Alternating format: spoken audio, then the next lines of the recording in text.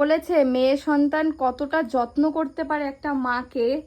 দেখো আমার মেয়ে আমাকে সুন্দর করে নেল পালিশ পরিয়ে দিচ্ছে যে মা তুমি একটু সাজো, পাগলের মতন বসে থাকবে না। আমার মেয়ে বড় হয়েছে এটা শুনেও ভালো লাগছে, দেখো কি সুন্দর সাজিয়ে দিচ্ছে।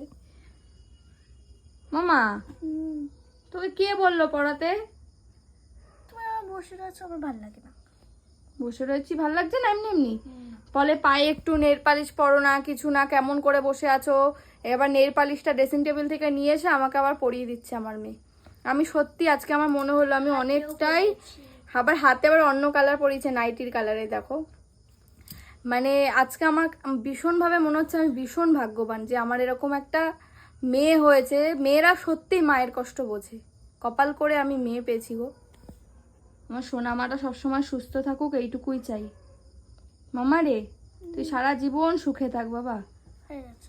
হয়ে গেছে?